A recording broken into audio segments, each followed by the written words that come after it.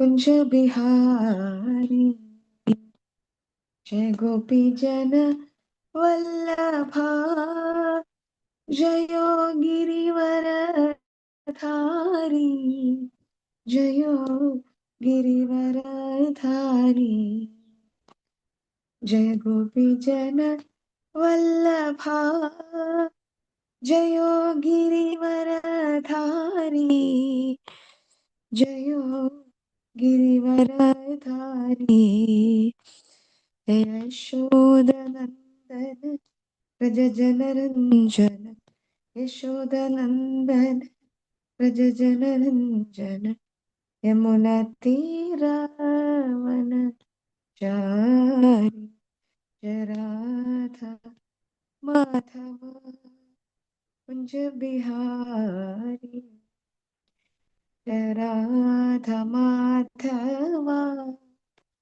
जय कुंज बिहारी हरे कृष्णा कृष्णा कृष्णा हरे हरे हरे रामा रामा रामा हरे हरे। कृष्ण प्रभु जी दंडवत प्रणाम। हरे कृष्ण मदर जी दंडवत प्रणाम। Thank you very much. ओम नमो भगवते वासुदेवाय भगवते वासुदेवाय। ओम नमो भगवते वासुदेवाय। नारायणं नमस्कृत्य नरं चैव नरोत्तमं देवीं सरस्वतीं व्यासं ततो जयमुदीरयेत्। नष्टप्रायेषु भद्रेषु नित्यं भागवत सेवया भगवतेरुत्तमश्लोके भक्तिर्भवति नैष्ठिकी। कृष्णाय वासुदेवाय देवकी नंदनाय च नंदगोपकुमाराय श्रीगोविन्दाय नमो नमः। जय श्री कृष्ण चैतन्य प्रभो नित्यानंद श्री अद्वैत गदाधर श्रीवासदि गौरभक्तवृंद। हरे कृष्ण कृष्ण कृष्ण हरे हरे हरे राम राम राम हरे हरे। हरे कृष्ण। എല്ലാ ഭക്തജനങ്ങൾക്കും എൻ്റെ കോടി കോടി പ്രണാമം. ചില സാങ്കേതികമായിട്ടുള്ള സാങ്കേതികമെന്ന് പറയാൻ പറ്റില്ല, കുറച്ച് സേവ അവിടെ ഇവിടെയൊക്കെ ഉണ്ടാവുന്നത് കൊണ്ട് റെഗുലറായിട്ട് ചിലപ്പോൾ നിങ്ങളുടെ ക്ലാസ്സിൽ കയറാൻ പറ്റാത്ത വന്നൊരവസ്ഥ ഉണ്ടായിട്ടുണ്ട്. ക്ഷമിക്കണം, ഭക്തജനങ്ങൾക്ക് ഉണ്ടായിട്ടുള്ള ബുദ്ധിമുട്ടില്. അത് വേണമെന്ന് വെച്ചുകൊണ്ടല്ല, പക്ഷെ അവിടെ എവിടെയും കുറച്ച് സർവീസൊക്കെ വന്നു കഴിഞ്ഞാൽ നമുക്ക് ഓടിയേ പറ്റൂ. അതുകൊണ്ടാണ്. തെറ്റായിട്ട് എടുക്കരുത്.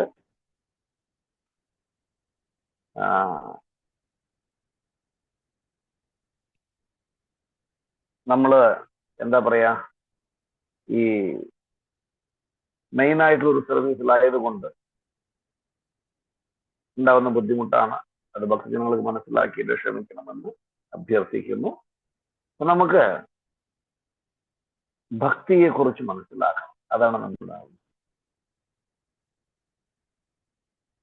ഭക്തി എന്താണ്. അപ്പൊ നമ്മളെല്ലാവരും രാവിലെ വരുന്നുണ്ട്, നിങ്ങളെല്ലാവരും ഭക്തിയിൽ മുന്നേറാൻ വേണ്ടി ശ്രമിക്കുന്നവരാണ്.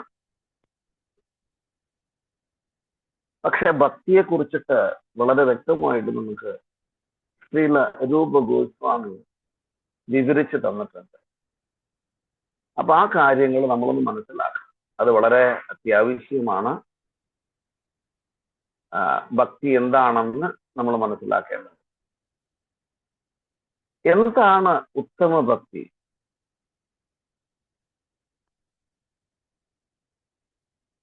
ഉത്തമ ഭക്തി എങ്ങനെ ചെയ്യാം?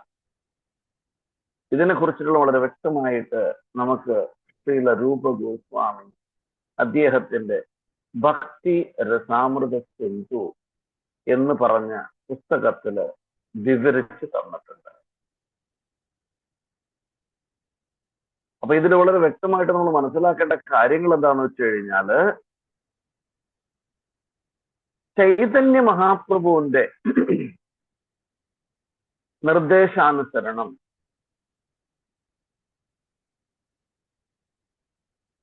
ഷഡ് ഗോസ്വാമിമാര്, 6 ഗോസ്വാമിമാര് അല്ലെ? ആർക്കെങ്കിലും പറയാൻ പറ്റും ആരാണ് ഈ 6 ഗോസ്വാമിമാര്?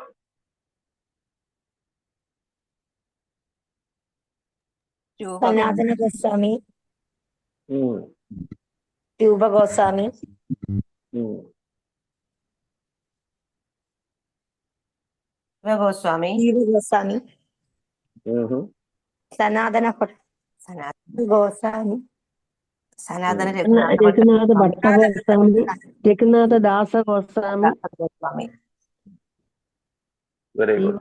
ഇത് ഓർമ്മിക്കാൻ വേണ്ടിയിട്ട് വളരെ ഈസിയാണ്. ഷഡ് ഗോസ്വാമി അഷ്ടകം എന്ന് പറഞ്ഞിട്ടുള്ളൊരു കീർത്തനമുണ്ട്. അതിൽ പറയുന്നുണ്ട്, വന്ദേ രൂപ സനാതനോ രഘുയുഗോ ശ്രീജീവ ഗോപാലകോ. അപ്പൊ അതില് 6 പേരും വന്നു കഴിഞ്ഞു. വന്ദേ രൂപ സനാതനോ രഘുയുഗോ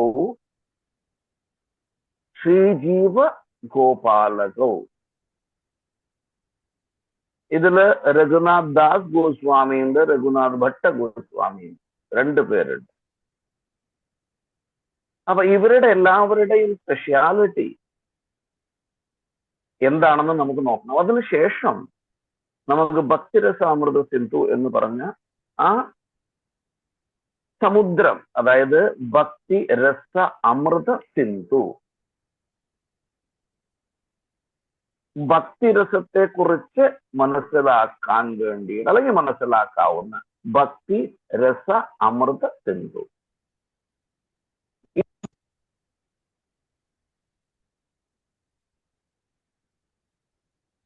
കൃഷ്ണ പ്രഭുജി സൗണ്ട് ഇല്ല.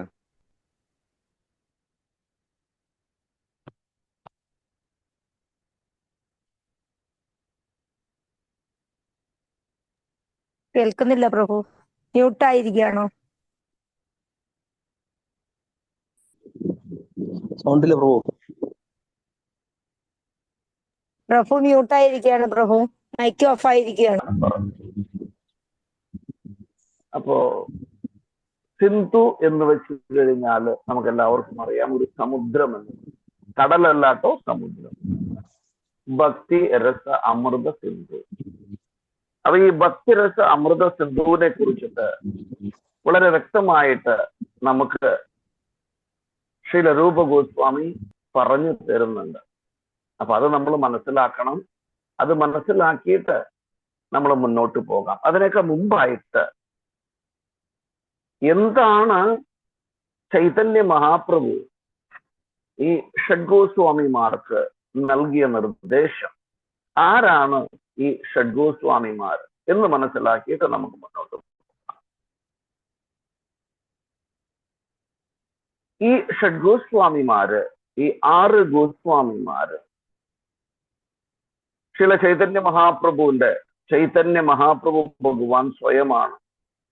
കൃഷ്ണ വർണ്ണം ത്രിഷാകൃഷ്ണം സാങ്കോം പാങ്കാസ്ത പാർഷദം യജ്ഞൈ സങ്കീർത്തന പ്രായൈ യജന്തീഹി സുമേതസഃ. ശ്രീമദ് ഭാഗവതത്തില് ചൈതന്യ മഹാപ്രഭു സ്വർണവർണ്ണത്തില് ഗോൾഡൻ അവതാരം, സ്വർണവർണ്ണത്തില് അവതരിക്കുമെന്ന് പറഞ്ഞിട്ടുണ്ട്.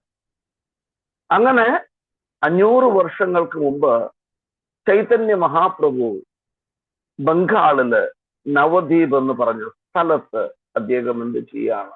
അവതരിക്കുന്നു. അദ്ദേഹത്തിന്റെ അവതാരം വളരെ ശ്രേഷ്ഠമായിട്ടുള്ള, എപ്പോഴെല്ലാം ഭഗവാൻ അവതരിക്കുന്നു, ഈ അവതരിക്കുന്ന സമയം വളരെ ശ്രേഷ്ഠമായിരിക്കും. ഇവിടെ ചൈതന്യ മഹാപ്രഭു അവതരിക്കുന്ന സമയത്ത് ഗ്രഹണ സമയത്താണ് അദ്ദേഹം അവതരിക്കുന്നത്. അത് സത്യം പറഞ്ഞു കഴിഞ്ഞാൽ ആ സമയം എന്താണ്, ഗ്രഹണ സമയത്തൊന്നും ചെയ്യാൻ പാടില്ല എന്നാണ് പറയാറുള്ളത്. പക്ഷെ ചൈതന്യ മഹാപ്രഭു അവതരിക്കുന്ന സമയത്ത്, ആ ഗ്രഹണ സമയത്ത് എല്ലാവരും ഹരേ കൃഷ്ണ കൃഷ്ണ കൃഷ്ണ ഹരേ ഹരേ, ഹരേ രാമ രാമ രാമ ഹരേ ഹരേ, ഭഗവാന്റെ തിരുനാമം മഹാമന്ത്രം മുഴങ്ങിക്കൊണ്ടിരിക്കുന്ന സമയത്താണ് ചൈതന്യ മഹാപ്രഭു അവതരിച്ചത്. ചൈതന്യ മഹാപ്രഭു അദ്ദേഹത്തിന്റെ അവതാര ലക്ഷ്യം എന്തായിരുന്നു? അദ്ദേഹത്തിന്റെ അവതാര ലക്ഷ്യം പ്രേമം, അതായത് കൃഷ്ണ പ്രേമം എല്ലാവരിലേക്കും കൊടുക്കുക എന്നുള്ളതിന് വേണ്ടിയിട്ടാണ് അദ്ദേഹം അവതരിച്ചത്. അപ്പൊ ഈ കൃഷ്ണപ്രേമം കൊടുക്കുന്നതിനൊക്കെ മുമ്പായിട്ട്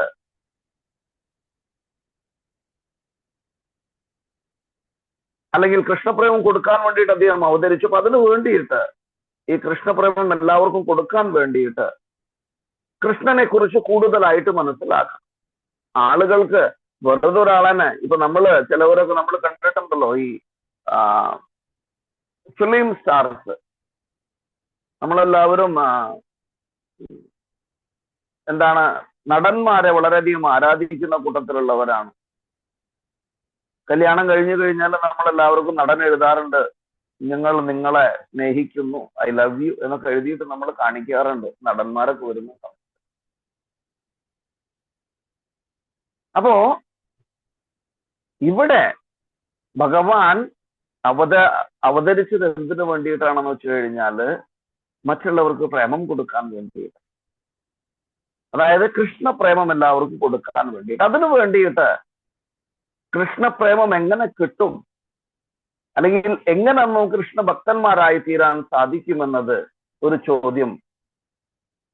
അതിനു വേണ്ടിയിട്ട് അദ്ദേഹം തന്റെ ശിഷ്യന്മാരായിട്ടുള്ള ഷഡ്ഗോസ്വാമിമാർക്ക് ഇൻസ്ട്രക്ഷൻ കൊടുക്കുകയാണ്, നിങ്ങൾ ഇന്ന കാര്യങ്ങൾ ചെയ്യണമെന്ന് പറഞ്ഞു.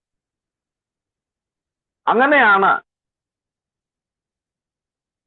ശ്രേഷ്ഠന്മാരായിട്ടുള്ള ശ്രീല രൂപ ഗോസ്വാമി, സനാതന ഗോസ്വാമി, അതേമാതിരി രഘുനാഥ് ദാസ് ഗോസ്വാമി, രഘുനാഥ് ഭട്ട ഗോസ്വാമി, ജീവ ഗോസ്വാമി, അതിനുശേഷം ശ്രീ ഗോപാല ഭട്ട ഗോസ്വാമി, ഇവരാണ് 6 ഗോസ്വാമിമാര്, ശ്രേഷ്ഠന്മാരായിട്ടുള്ളവരാണ്. അതില് ഈ ഷഡ്ഗോസ്വാമിമാരുള്ള ശ്രേഷ്ഠന്മാരായിട്ടുള്ളവരാണ്. എല്ലാവരും ശ്രേഷ്ഠന്മാരാണ്, പക്ഷെ അതിന്റെ ലീഡർ ശ്രീല രൂപ ഗോസ്വാമി ആയിരുന്നു. വയസ്സിൽ അല്ലെങ്കിൽ ശ്രീല രൂപ ഗോസ്വാമിയുടെ ജ്യേഷ്ഠനാണ് സനാതന ഗോസ്വാമി. രൂപ ഗോസ്വാമിക്ക് 2 സഹോദരന്മാരുണ്ട്. ഒന്ന് സനാതന ഗോസ്വാമി,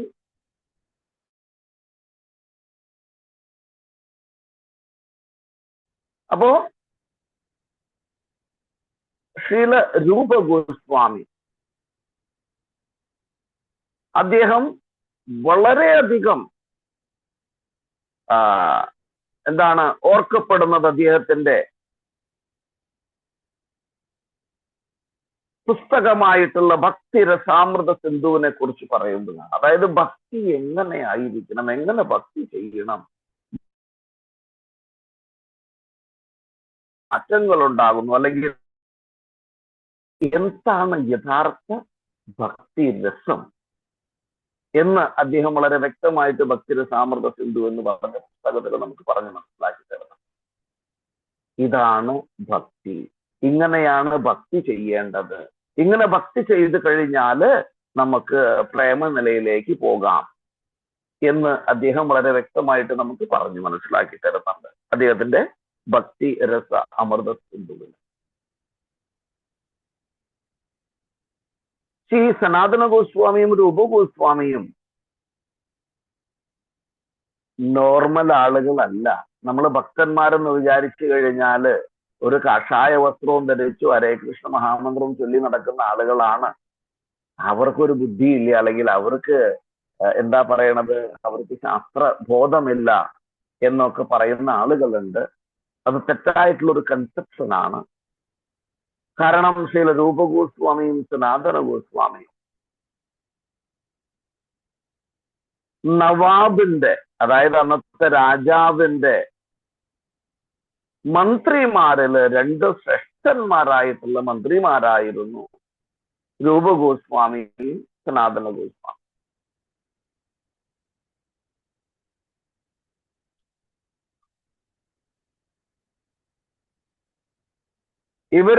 ഇവരുടെ സമ്പാദ്യം തന്നെ, അതായത് നമുക്കറിയാം ഇപ്പൊ മന്ത്രിമാരുടെ സമ്പാദ്യമെല്ലാം സീറോയിലായിരുന്നവരൊപ്പം കോടിക്കണക്കിന് രൂപയൊക്കെ വെച്ചിരിക്കുന്നവരാണ്.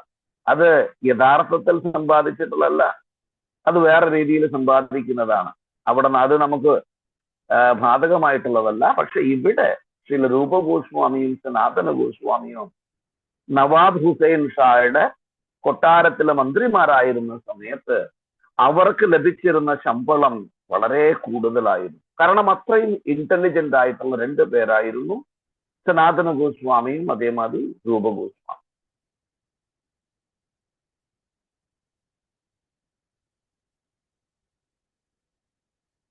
പക്ഷെ ഇവരുടെ ഉള്ളില് ഇവര് ജനിച്ചത് ആക്ച്വലി ശ്രീ രൂപ ഗോസ്വാമിയും സനാതന ഗോസ്വാമിയുടെയും പൂർവികം എവിടെയെന്ന് വെച്ച് കഴിഞ്ഞാല് നമ്മുടെ സൗത്ത് ഇന്ത്യയിലാണ്, കർണാടകത്തിൽ നിന്നാണ്.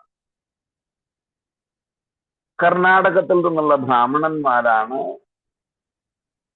ശ്രീ രൂപ ഗോസ്വാമിയുടെയും സനാതന ഗോസ്വാമിയുടെയും പൂർവികന്മാർ.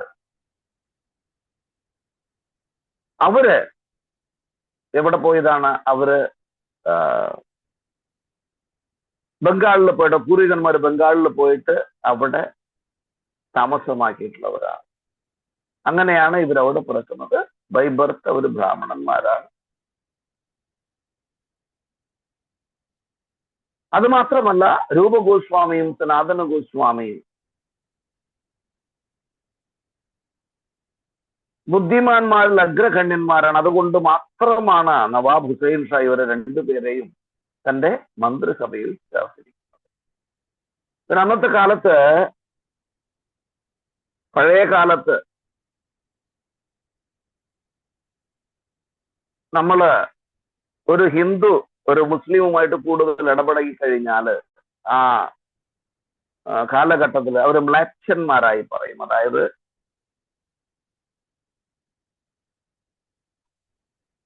ഒരു ഹിന്ദുവും ഒരു മുസ്ലിമിന്റെ അടുത്ത് പോയിട്ട് ജോലി ചെയ്യാറില്ല. കാരണം ജോലി ചെയ്യുകയാണെങ്കിൽ, അവരുടെ കീഴിൽ ജോലി ചെയ്യുകയാണെങ്കിൽ അവരെ മ്ലേച്ഛന്മാരായിട്ട് പ്രഖ്യാപിച്ചിരുന്ന ഒരു സന്ദർഭമുണ്ടായിരുന്നു. അങ്ങനെ ബ്രാഹ്മണന്മാരായി പിറന്നെങ്കിലും മുസ്ലിംസിന്റെ, അതായത് നവാബ് ഹുസൈൻ ഷായുടെ മന്ത്രിസഭയിൽ അംഗങ്ങളായതുകൊണ്ട് അവരെ ബ്രാഹ്മണന്മാര് എന്ത് ചെയ്തു? തിരസ്കരിച്ചു.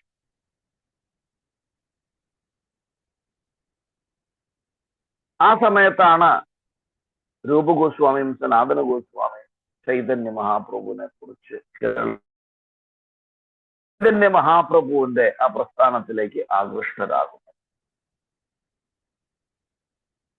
ചൈതന്യ മഹാപ്രഭു സനാതന ഗോസ്വാമിയും ശ്രീല രൂപ ഗോസ്വാമിയും സെപ്പറേറ്റ് മീറ്റ് ചെയ്യുന്നത് നമുക്ക് ചൈതന്യ ചരിതാമൃതത്തിൽ വായിച്ചാൽ മനസ്സിലാക്കാൻ സാധിക്കും.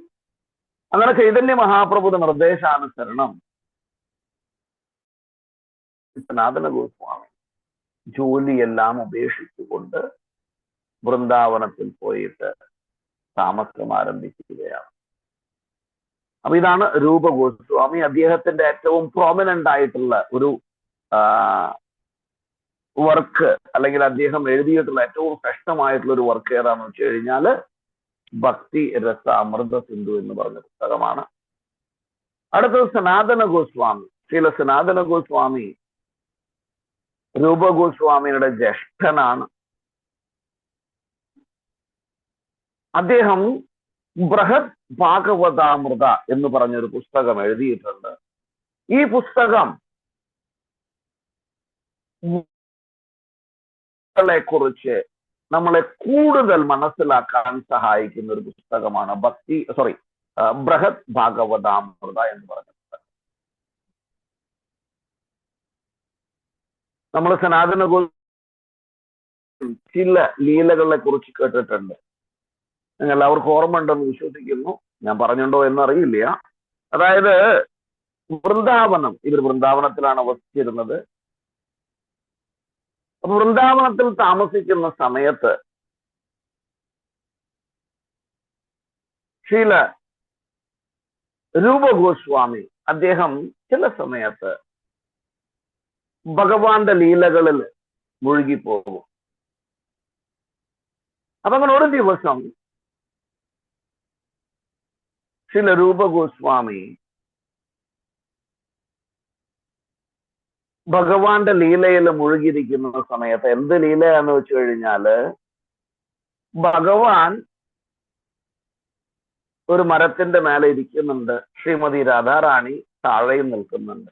അപ്പൊ ശ്രീമതി രാധാറാണി എന്തിനു വന്നതാണ്? രാധാറാണി പൂ പറിക്കാൻ വേണ്ടി വന്നതാണ്. അപ്പൊ അങ്ങനെ രാധാറാണി പൂ പറിക്കാൻ വേണ്ടിയിട്ട് ആ കൊമ്പ് കുറച്ച് ഉയരത്തിലാണ്. അപ്പൊ അങ്ങനെ ചാടിയിട്ട് ആ പൂ പറിക്കാൻ ശ്രമിക്കുന്നുണ്ട്. അപ്പൊ അങ്ങനെ ആ പൂ പറിക്കാൻ ശ്രമിക്കുന്ന സമയത്ത് കിട്ടുന്നില്ല, പൂ പറിക്കാൻ പറ്റുന്നില്ല. അപ്പോ രാധാറാണി കൃഷ്ണനോട് പറയുന്നുണ്ട്, കൃഷ്ണ, ആ കൊമ്പ് അല്ലെങ്കിൽ ആ ചില്ല ഒന്ന് താഴ്ത്തി തന്നു കഴിഞ്ഞാല് എനിക്ക് ഈസി ആയിട്ട് ഈ പൂ പറിക്കാമായിരുന്നു. അതിനെന്താ കുഴപ്പം, ഞാൻ ചെയ്തു തരല്ലോ എന്ന് പറഞ്ഞ് ഭഗവാൻ എന്ത് ചെയ്യുന്നുണ്ട്, ആ ചില്ലയില കൊമ്പില് കാല് വെച്ച് പതുക്കെ താഴ്ത്തി കൊടുക്കുന്നുണ്ട്. അങ്ങനെ പതുക്കെ താഴ്ത്തി കൊടുത്തിട്ട് രാധാറാണി ആ പൂ പറിക്കാൻ പോകുന്ന സമയത്ത് കാലങ്ങട് എടുക്കും. അപ്പൊ ഈ കൊമ്പ് വീണ്ടും ഉയരത്തിലേക്ക് പോകും.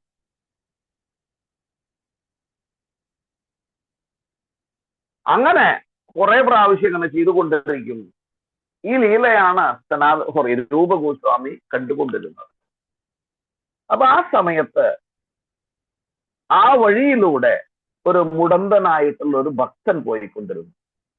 അദ്ദേഹം മുടന്തിയാണ് പോയിക്കൊണ്ടിരിക്കുന്നത്.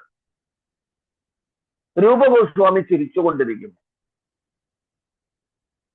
പെട്ടെന്ന് രൂപ ഗോസ്വാമിയുടെ ആ കണ്ടുകൊണ്ടിരുന്ന രംഗം, അതായത് ആ ലീലകൾ കണ്ടുകൊണ്ടിരുന്നത് പെട്ടെന്ന് ബ്ലാങ്ക് ആയി പോകുക, കാണാൻ സാധിക്കാതെ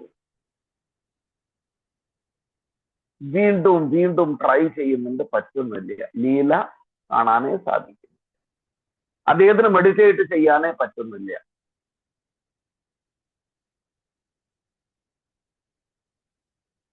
അതെന്തോ പ്രശ്നം ഉണ്ടെന്ന് മനസ്സിലാക്കിയിട്ട് ശ്രീ രൂപ ഗോസ്വാമി സനാതന ഗോസ്വാമിയുടെ അടുത്ത് വന്നിട്ട് പറയുന്നുണ്ട്, ജ്യേഷ്ഠ, ഞാനിങ്ങനെ ഒരു ലീല കണ്ടുകൊണ്ടിരിക്കുകയായിരുന്നു, പെട്ടെന്ന് ആ ലീല എനിക്ക് കാണാൻ പറ്റാതെയായി, അതെന്താണ് കാരണം?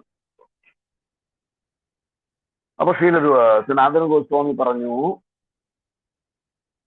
അനുജ, നീ എന്തെങ്കിലും വൈഷ്ണവ അപരാധങ്ങൾ ചെയ്തോ എന്ന് ചോദിച്ചു. അപ്പൊ അദ്ദേഹം പറഞ്ഞു, അറിഞ്ഞുകൊണ്ട് ഞാനൊരു വൈഷ്ണവ അപരാധവും ചെയ്തിട്ടില്ല എന്ന് പറഞ്ഞു. അപ്പോ ഒരു സനാതന ഗോസ്വാമി പറഞ്ഞു, ഒരു കാര്യം ചെയ്യും, വൃന്ദാവനത്തിലെ സകല ഭക്തന്മാരെയും സകല ബാബാജിമാരെയും സകല ആചാര്യന്മാരെയും എന്ത് ചെയ്യണം, നീയെ ഒരു സദ്യക്ക് വേണ്ടി ക്ഷണിക്കണം. അങ്ങനെ സദ്യക്ക് വേണ്ടി ക്ഷണിക്കുന്ന സമയത്ത് ആ സദ്യയിൽ പങ്കെടുക്കാൻ വരാത്തവൻ ആരാണോ ആ ഭക്തന്റെ കാൽക്കലിൽ പോയിട്ട് നീ സാഷ്ടാംഗം നമസ്കരിച്ച് ക്ഷമയാചിക്കണം. അപ്പൊ നിനക്ക് വീണ്ടും എന്ത് കാണാൻ സാധിക്കും? ലീല തടസ്സമില്ലാതെ കാണാൻ സാധിക്കും. അങ്ങനെ നോക്കുന്ന സമയത്ത് എല്ലാ ഭക്തന്മാരും എവിടേക്ക് വന്നു? ഈ സദ്യയിൽ പങ്കെടുക്കാൻ വന്നു. പക്ഷെ ഒരേ ഒരാൾ മാത്രം വന്നില്ല, ആ മുടന്തുള്ള ഭക്തൻ മാത്രം വന്നില്ല.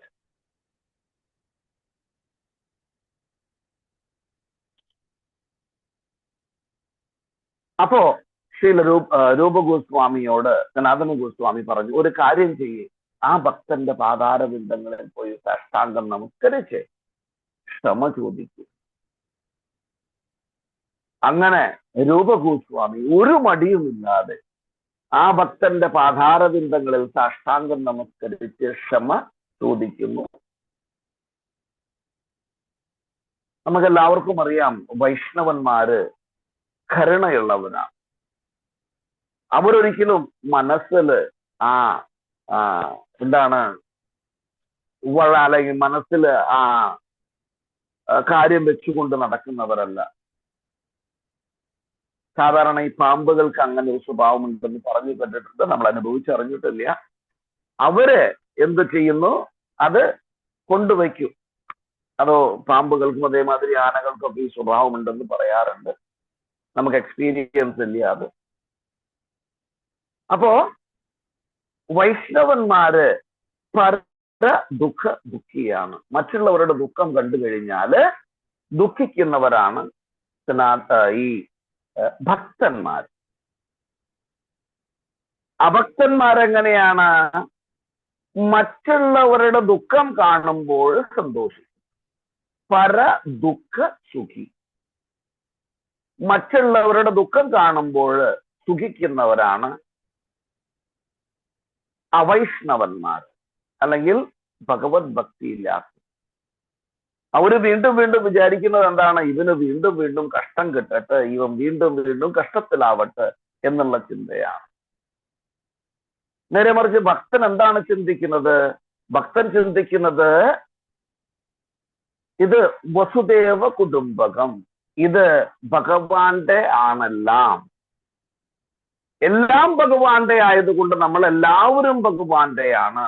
അപ്പൊ എല്ലാവർക്കും നന്മ നടക്കണം, എല്ലാവർക്കും നന്മ ഉണ്ടാവണം എന്നുള്ള ചിന്തയാണ് ഒരു ഭക്തൻ ഉണ്ടായിരിക്കുക. അപ്പൊ രൂപഗോസ്വാമി ആ ഭക്തന്റെ പാതാരബിന്ദങ്ങളിൽ സാഷ്ടാംഗം നമസ്കരിച്ച് ക്ഷമയാചിക്കുന്നു.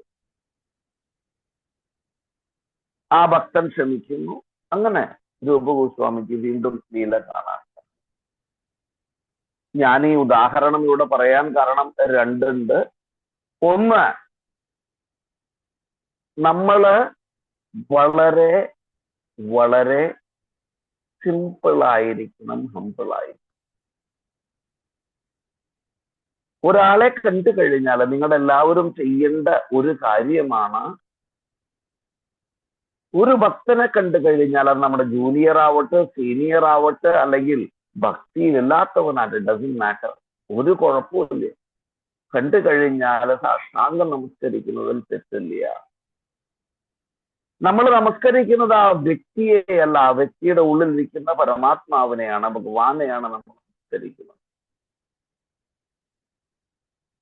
നിങ്ങൾക്ക് അങ്ങനെ ഒരു ചിന്ത ഉണ്ടെങ്കിൽ, അതായത് ഞാൻ ഇദ്ദേഹത്തിന് എങ്ങനെയാണ്, എന്റെ ജൂനിയർ ആണ്, ഇദ്ദേഹത്തിന് എങ്ങനെയാണ് ഞാൻ നമസ്കരിക്കുക, ഈ ചിന്തകളൊക്കെ ഉണ്ടാവാറുണ്ട് നമുക്ക്. നമ്മൾ അങ്ങനെ ഒരു ഗർവ് പിടിച്ച് നടക്കുന്ന ചില കൂട്ടരുകളുണ്ട്.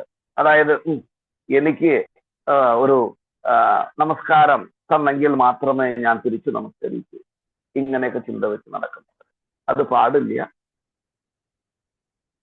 ഒരാളെ കണ്ടു കഴിഞ്ഞാല് ദണ്ഡ എങ്ങനെയാണോ ഒരു കഷ്ണം വടിക്കഷ്ണം കെടുക്കുന്നതേ മാതിരി ദണ്ഡ നമസ്കാരം ചെയ്തുകൊണ്ട് നമ്മൾ കുശലാന്വേഷണം നടത്തണം.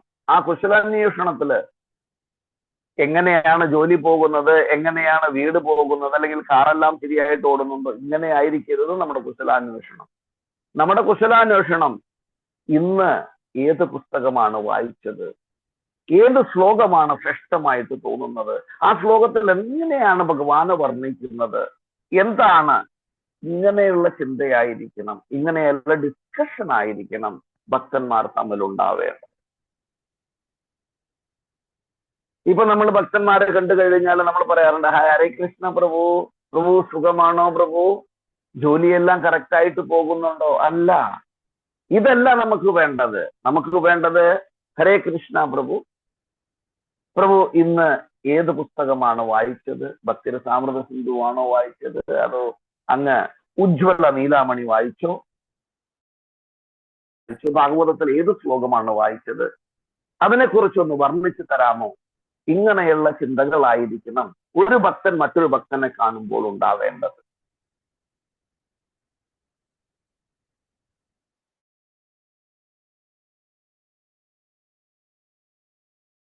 നമ്മള് ഈ ഒരു രീതിയിലാണ് പെരുമാറേണ്ടത്. നമ്മുടെ മാതാജിമാരൊക്കെ കണ്ടു കഴിഞ്ഞാല് അല്ലെ, വളരെയധികം ഹായ് ഹരേ കൃഷ്ണ മാതാജി, ഈ സാരി എവിടുന്നാ വാങ്ങിച്ചേ, ഇത് ശീമാട്ടിന്നാണോ, അതോ ഇത് വേറെ എവിടുന്നാണോ വാങ്ങിച്ചേ? ഈ ഒരു ചിന്തയായിരിക്കും നോർമലി നടക്കുക ഭൗതിക ആളുകൾ കാണുമ്പോൾ. ഈവൻ ഭക്തിയിലും നമുക്ക് ഈ ഒരു പ്രവണത കാണാൻ സാധിക്കും. പക്ഷെ അത് വേണ്ട നമുക്ക്. നമ്മുടെ എയിം, നമ്മുടെ സാധ്യ, നമ്മുടെ ലക്ഷ്യം എന്താണ്? ഭഗവാന്റെ ധാമമാണ്. അല്ലെങ്കിൽ പ്രേമ ലെവലിലേക്ക് എത്താൻ വേണ്ടിയിട്ടാണ് നമ്മൾ ട്രൈ ചെയ്യുന്നത്.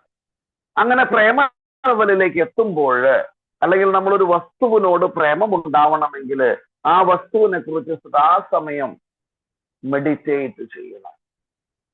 ഇപ്പൊ ചെറിയ കുട്ടികളൊക്കെ കണ്ടിട്ടില്ലേ, കോളേജിൽ പഠിക്കുന്ന കുട്ടികൾ, സ്കൂളിലൊക്കെ പഠിക്കുന്ന കുട്ടികൾ, അവര് മെഡിറ്റേറ്റ് ചെയ്യും സദാസമയം. എന്തിനെ കുറിച്ചിട്ടാണ് അവർ മെഡിറ്റേറ്റ് ചെയ്യുന്നത്? അവർ മെഡിറ്റേറ്റ് ചെയ്യുന്ന ഭൗതികമായിട്ടുള്ള കാര്യങ്ങളെ കുറിച്ചാണ്. ബോയ് ഫ്രണ്ടിനെ കുറിച്ച് ചിന്തിച്ചുകൊണ്ടിരിക്കും. സദാസമയം മൊബൈലിലായിരിക്കും boy friend, girlfriend, boy friend, girlfriend. ഭൗതികമാണെങ്കിൽ കൂടിയിട്ട്, അതായത് ഒരു വസ്തുവിനെ ഇഷ്ടപ്പെട്ട് കഴിഞ്ഞാൽ അതിനോട് കൂടുതലായിട്ട് നമ്മൾ അടുക്കാൻ ശ്രമിക്കും.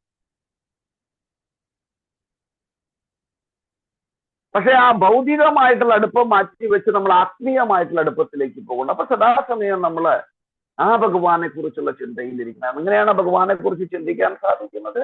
ഹരേ കൃഷ്ണ കൃഷ്ണ കൃഷ്ണ ഹരേ ഹരേ, ഹരേ രാമ രാമ രാമ ഹരേ ഹരേ. സദാസമയവും ഭഗവാന്റെ തിരുനാമം ചൊല്ലി, ഭഗവാന്റെ പുസ്തകങ്ങൾ വായിച്ചിട്ട്, ഭഗവാനെ കുറിച്ചുള്ള പുസ്തകങ്ങൾ വായിച്ചിട്ട്, ശ്രീമദ് ഭാഗവതവും ഭഗവത്ഗീത, ചൈതന്യ ചരിതാമൃതം തുടങ്ങിയ പുസ്തകങ്ങൾ വായിച്ചിട്ട് നമ്മൾ ആനന്ദം കൊള്ളണം.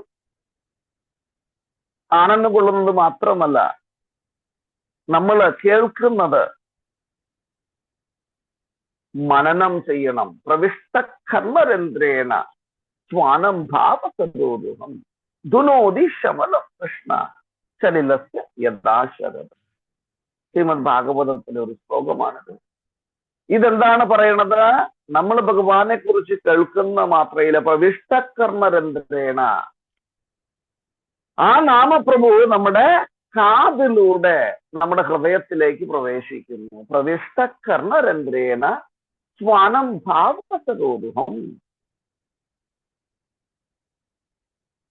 നമ്മുടെ ഭാവം എങ്ങനെയാണ്?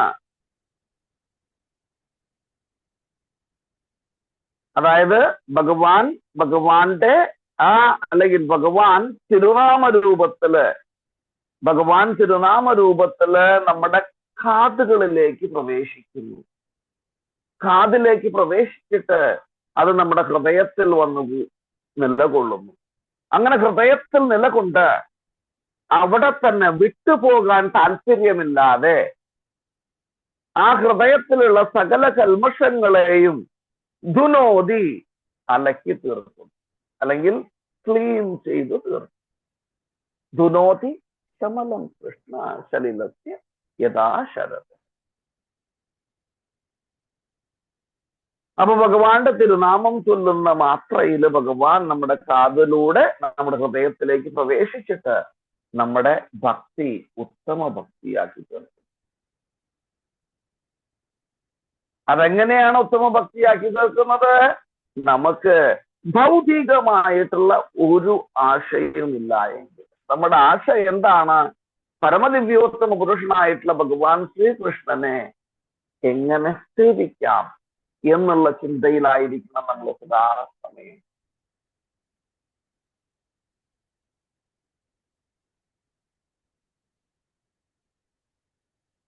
ഓക്കെ, അപ്പൊ സനാതന ഗോസ്വാമി, രൂപ ഗോസ്വാമി, രണ്ടുപേരെ കുറിച്ച് നമ്മൾ കേട്ടു. ഇനി നമുക്ക് രഘുനാഥ് ഭട്ട ഗോസ്വാമിയെ കുറിച്ച് കേൾക്കാം. ഈ രഘുനാഥ് ഭട്ട ഗോസ്വാമി, അദ്ദേഹം എക്സ്പെർട്ടായിട്ട് ശ്രീമദ് ഭാഗവതം ചൊല്ലാൻ കഴിയുന്ന ഒരു വ്യക്തിയാണ് രഘുനാഥ് ഭട്ട ഗോസ്വാമി. ശ്രീമദ് ഭാഗവതത്തിലെ ഓരോരോ ശ്ലോകങ്ങളും അതിമധുരമായിട്ട് ആലപിക്കാൻ കഴിയുന്ന ഒരു വ്യക്തിയാണ് ശ്രീല രഘുനാഥ് ഭട്ട ഗോസ്വാമി.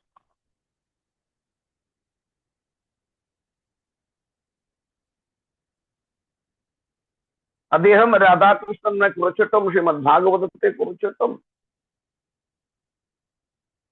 വളരെ രസകരമായിട്ട് പാടുമായിരുന്നു.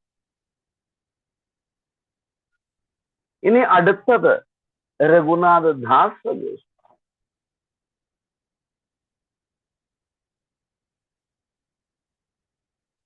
രഘുനാഥ് ദാസ് ഗോസ്വാമി അദ്ദേഹം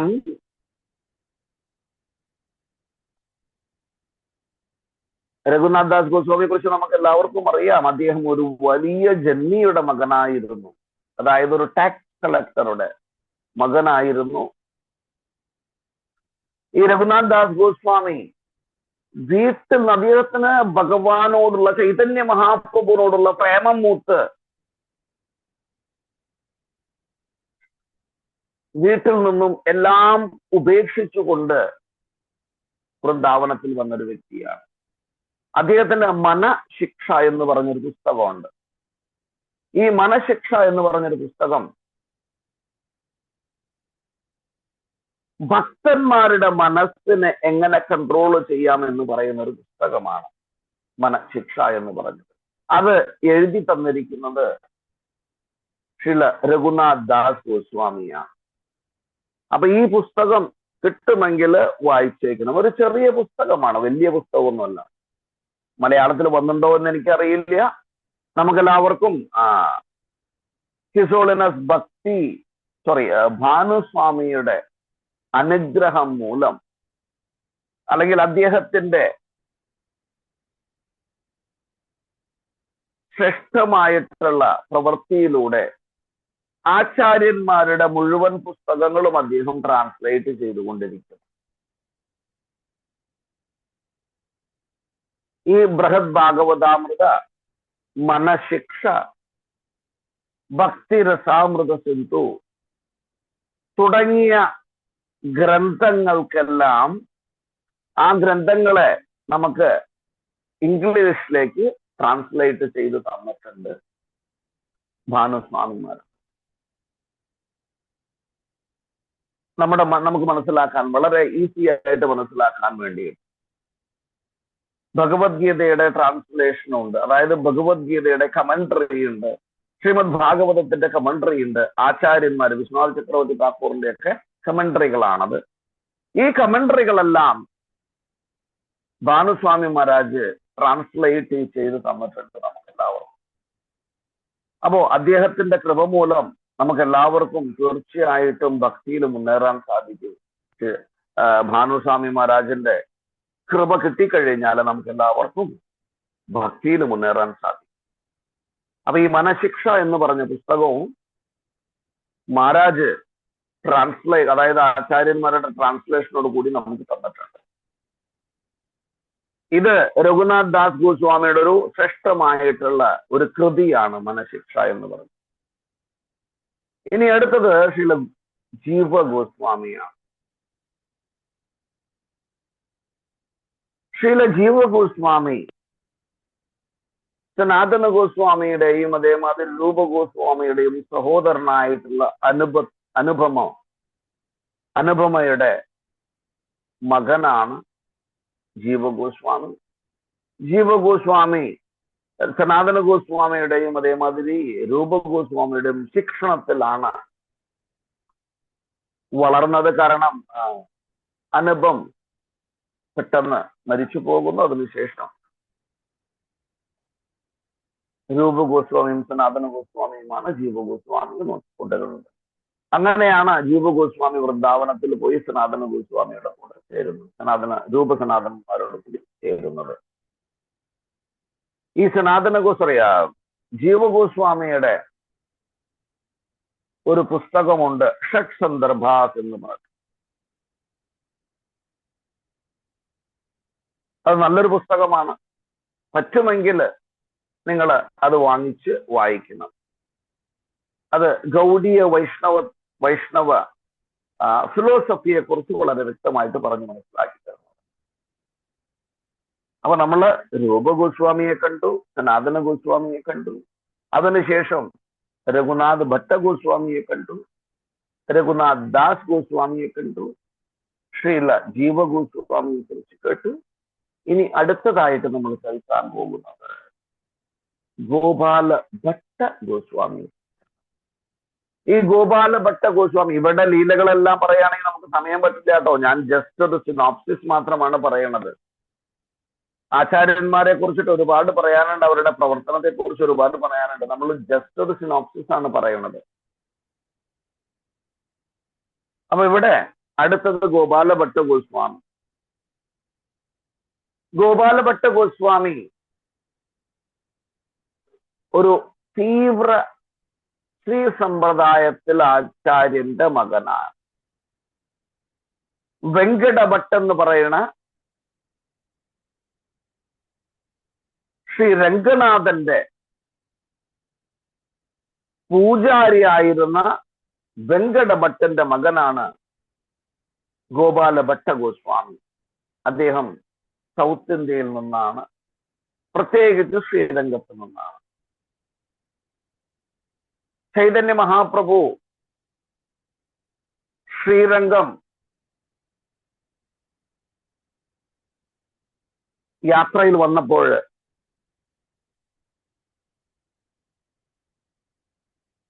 ഒരു ചാതുർമാസ്യത്തിലാണ് ഇവിടെ എത്തുന്നത്. ചാതുർമാസ്യ സമയത്താണ് ഇവിടെ എത്തുന്നത്. ഇവിടെ വന്നതിന് ശേഷമാണ് ചാതുർമാസ്യം സ്റ്റാർട്ട് ചെയ്യുന്നത്. അങ്ങനെ 4 മാസം ശ്രീല ചൈതന്യ മഹാപ്രഭു വെങ്കടഭട്ട് എന്ന് പറഞ്ഞ ഭക്തന്റെ വീട്ടിൽ താമസിക്കുകയും 4 മാസട്ടോ ചാതുർമാസ്യം. ഈ 4 മാസത്തില് ഗോപാല ഭട്ട ഗോസ്വാമിയെ ഒരു ഉത്തമ ഭക്തനാക്കി.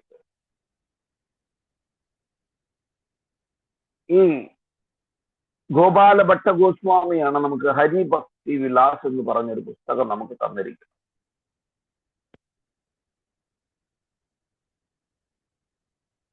അതായത്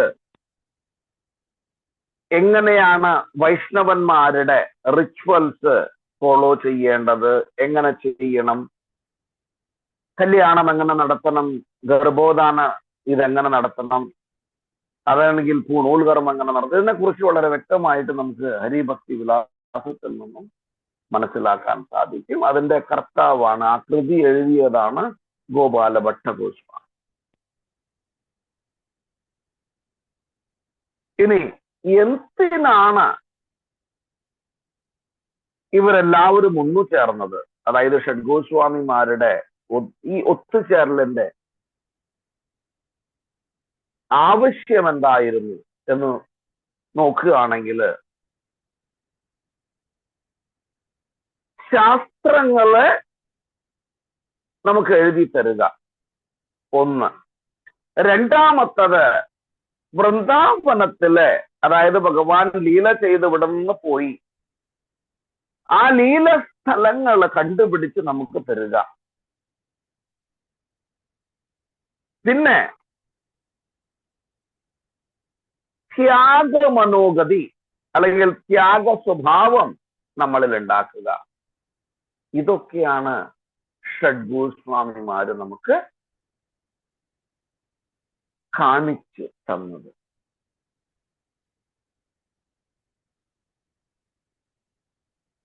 അപ്പൊ അതില് ഞാൻ പറഞ്ഞു ആരൊക്കെയാണ് ഷഡ്ഗോസ്വാമിമാര് എന്നുള്ളത്. നമ്മൾ ആ ജസ്റ്റ് അവരുടെ ലൈഫ് ഇതൊന്ന് പറഞ്ഞു പോയിക്കൊണ്ടിരിക്കുന്നതാണ്. അങ്ങനെ ആകുമ്പോൾ നമുക്ക് വളരെ ഈസി ആയിട്ട് എന്താണ് ഭക്തി രസ അമൃത സിന്ധു എന്ന് മനസ്സിലാക്കാൻ സാധിക്കും. അതൊരു സമുദ്രം തന്നെയാണ് ഭക്തിരസാമൃതം.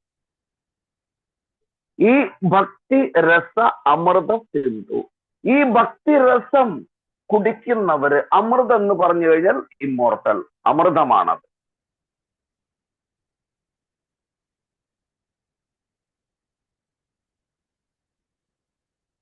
ഗൗഡീയ സമ്പ്രദായത്തിലെ ഒരു വലിയ, ഒരു ശ്രേഷ്ഠമായിട്ടുള്ള ഒരു പുസ്തകമാണ് ഭക്തി രസാമൃത സിന്ധു എന്ന് പറയുന്നത്.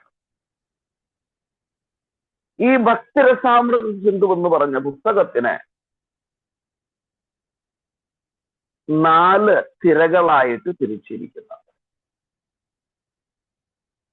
അതായത് സമുദ്രത്തില് 4 പോർഷൻ ആയിട്ട് അതിനാ സമുദ്രത്തിന് തിരിച്ചിരിക്കും.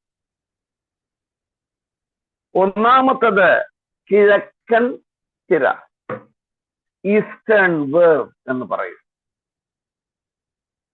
ഇതിലെന്താ പറയണമെന്ന് വെച്ച് കഴിഞ്ഞാല് ഭക്തിയുടെ അടിസ്ഥാന ഘടകങ്ങളെ കുറിച്ചിട്ട് വിവരിച്ചിരിക്കും. ഇതൊക്കെ നോട്ട് ചെയ്ത് വെച്ചോളൂണ്ടോ? അതായത് ഭക്തിയുടെ അടിസ്ഥാനം വിവരിക്കുന്ന സെക്ഷനാണ് കിഴക്ക് തിര, ഈസ്റ്റേൺ വേവ് എന്ന് പറയും. രണ്ടാമത്തത് സദേൺ വേവ് അല്ലെങ്കിൽ തെക്ക് തിര.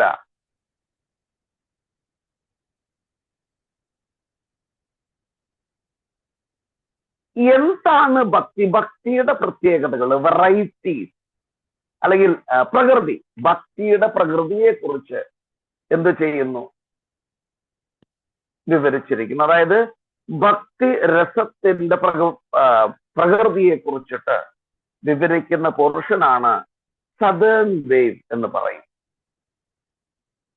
ഇനി മൂന്നാമത്തത് എന്താണെന്ന് വെച്ച് കഴിഞ്ഞാൽ വെസ്റ്റേൺ വേവ്, പടിഞ്ഞാറൻ തിര. ഇതിലെന്താണ് പറയണതെന്ന് വെച്ച് കഴിഞ്ഞാല് ഭഗവാനുമായിട്ടുള്ള ആ ബന്ധത്തെ കുറിച്ചിട്ട് പറയുന്നതാണ്. അതായത് നമുക്ക് അറിയാം, എല്ലാവർക്കും അറിയാലോ 5 രസങ്ങളുണ്ട്. ഏതൊക്കെയാണ് 5 രസങ്ങള്? ശാന്തം, ദാസ്യം, സഖ്യം, ഭാവം, പ്രേമം. Very good. ശാന്തരസം, ദാസ്യരസം, സഖ്യരസം, വാത്സല്യരസം, മാധുര്യരസം. ശ്രീല രൂപഗോസ്വാമി രസാചാര്യനാണ്. നമുക്ക് മറ്റൊരു സമ്പ്രദായത്തിലും രസങ്ങളെ കാണാൻ സാധ്യമല്ല. ഇപ്പൊ നമ്മള് ശ്രീ സമ്പ്രദായത്തിൽ പോയി കഴിഞ്ഞാല് അവിടെ ഭഗവാൻ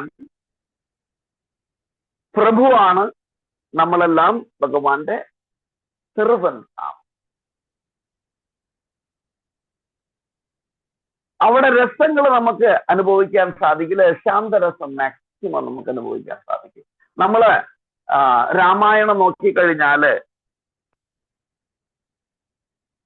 രാമായണത്തില് രാമന്റെ സമയത്ത് രാമായണത്തിൽ എന്താണ് നമുക്ക് കാണാൻ സാധിക്കുക?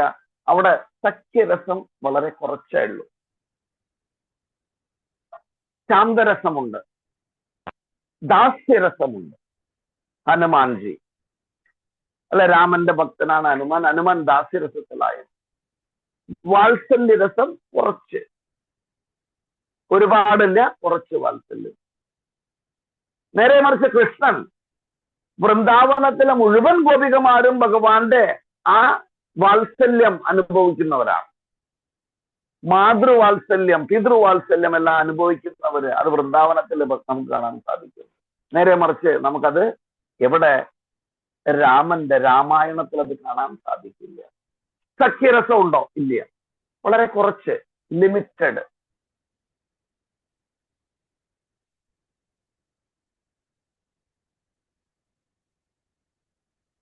അപ്പോ ഈ വെസ്റ്റേൺ വേവ്, പടിഞ്ഞാറൻ തിര എന്തിനെ കുറിച്ചാണ് പറയണത്? ഭഗവാനുമായിട്ടുള്ള ആ ബന്ധത്തെ കുറിച്ച് വിവരിച്ചു തരുന്നു നമുക്ക്.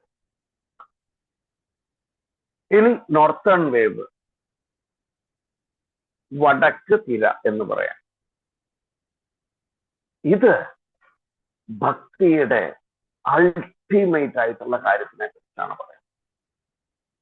അതായത് ഭക്തിയുടെ അൾട്ടിമേറ്റ് പെർഫെക്ഷൻ എന്താണ് എന്നതിനെ കുറിച്ചിട്ട് ഈ നോർത്തേൺ വേവില് ശ്രീല രൂപഗോസ്വാമി പ്രതിപാദിച്ചിരിക്കുന്നു.